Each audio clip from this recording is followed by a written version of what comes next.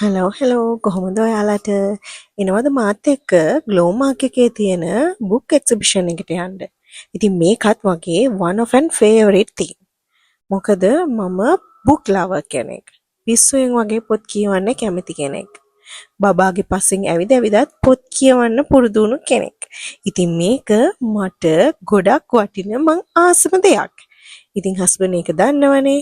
Husband මාව මේ exhibition එකටත් එක් කරගෙන ගියා. ඇත්තටම මේක තියෙන්නේ හස්බන්ඩ්ගේ අම්මලාගේ ගෙදරට කිට්ටුව. ඒ කියන්නේ අම්මලාගේ ගෙදර ඉස්සරහා තියෙන ග්ලෝමාක් එකේ තමයි මේක තියෙන්නේ. ඉතින් මං කිව්වේ නෑනේ මේ කොහෙද කියලා. මේ නිගම්බෝ. ඉතින් මම ගියා මේ එක්සිබිෂන් එක බලන්න. මෙතන ගොඩාක් පොත් ගොඩක් තියෙනවා, ස්ටේෂනරිස් තියෙනවා, ඒ වගේ ගොඩක් අයිටම්ස් තියෙනවා. අනික මම කියන්න ඕනේ කොච්චර වයස ගියත් ස්ටේෂනරිස් වලට මගේ හිත යන එක නම් නතර වෙන්නෙම නැහැ. මොකද මම කොහෙ ගියත් අල්ලලා හරි බලනවා. මොකද මට දැන් ඒව අරගෙන වැඩක් නැහනේ. ඒ වගේම මෙතන චූටි බබාලට ටොයිස් එහෙමත් තියෙනවා. අපේ බබා එතනින් ටිකක් ගන්න අමාරු වුණා. මොකද එයා හරිම වියකල් ලවර් කෙනෙක්. එයාට වියකල් ටොයිස් දැක්කොත් ඒක ඕනෙමයි. ඉතින් එයාව චුටක් එතනින් ගන්න අමාරු වුණා. මේ බලන්නකො මං කියන්නේ බොරුද කියලා. ඒ අමතරව මෙයාලා ඩිස්කවුන්ට් නුත් දාලා තියෙනවා 20%, ඒ වගේම 50% ඩිස්කවුන්ට් තියෙනවා. මෙතන ඇත්තටම ස්කූල් යන බබෙක්ට නම් ඉයර් එකටම වුණත් පොත් ගන්න හරිම හොඳ chance එකක්. මොකද ලොකු ඩිස්කවුන්ට් එකකුත් යනවානේ. Bags, water bottles, lunch box, ඒ ඉඳලා හැම දෙයක්ම බබාලට තියෙනවා. මෙතන ගොඩක් ආස කරන පොත් තිබුණා. බලන්නකෝ කෝපි පාට හවස්, ලේටලය, ඒ වගේ හරිම ලස්සන ස්ටෝරි බුක්ස් තිබුණා. මෙතන තමයි මං ගොඩ වෙලාවක්ම ස්පෙන්ඩ් කරේ. හැබැයි මං හොයපු එක බුක් එකක් මට මෙතනින් හොයාගන්න බැරි වුණා. මං ආයෙ යනවා. වැඩේ අතහැරියේ නෑ. ආයෙ දවසක ගිහිල්ලා ඒ බුක් එක කොහොම හරි හොයාගන්නවා. ඉතින් ඒ වගේම මම අද ගියපු මේන් රීසන් එක තමයි බබාට ඇක්ටිවිටි බුක්ස් වගේ ටිකක් බලන්න. ඉතින් මට ඒ වගේ බුක්ස් ටිකකුත් හම්බ වුණා. මේ තියෙන්නේ අන්න එතනදි ගත්තු වීඩියෝ. එයාලට හරිම ඇට්‍රැක්ටිව් විදියටනේ ඇක්ටිවිටි බුක්ස් අපි දෙන්න ඕනේ. එක ලස්සන අයිටම්ස් එක. අන්න ඒ වගේ ගොඩක් බුක්ස් එතන තිබුණා. ඒ වගේම ඒ වගේ ලොකු සේල් එකකුත් ගියා. ඒ කියන්නේ ඩිස්කවුන්ට් ඇඩ් වෙලා තිබුණා. ලොකු බලන්න මේ 40%, 50%.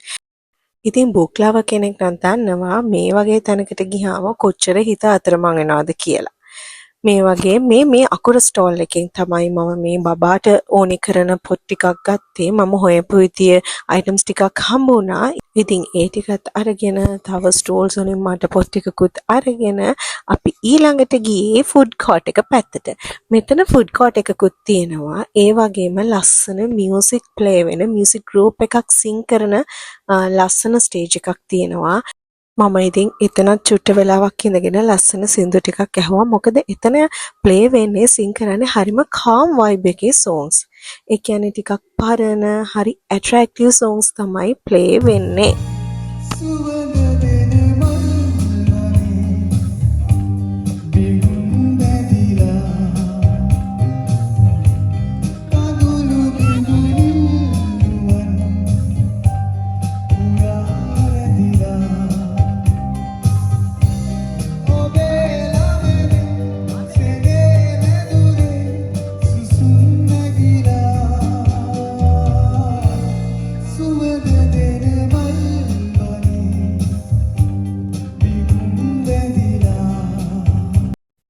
මං කිව්වා වගේම හරිම ලස්සනයි නේද ඒ සින්දුව.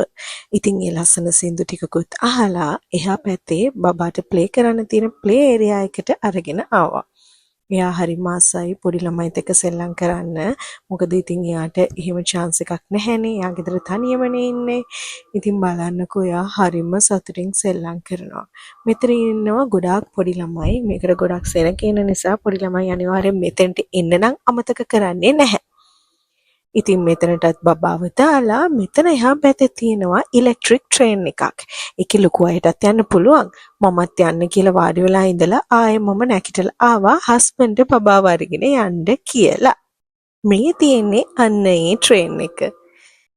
අපේ බබා ඒකෙන් එළියට නම් ගන්න බැරි වුණා. බලන්නකෝ මගේ චූටි බබයි ලොකු බබයි දෙන්නම ඒ රයිඩ් එක එන්ජොයි කරනවා. ඔයාලට පේනවනේ. ඉතින් මම ගිහින් එන්නම්. මගේ මේ ව්ලොග් එකත් ඔයගලන් එන්ජොයි කළා නම් ලයික් එකක් දාලා කමෙන්ට් එකක් දාලා සබ්ස්ක්‍රයිබ් කරලා නැත්නම් අනිවාර්යයෙන්ම සබ්ස්ක්‍රයිබ් කරන්න. Thank you for watching. ආදරේ.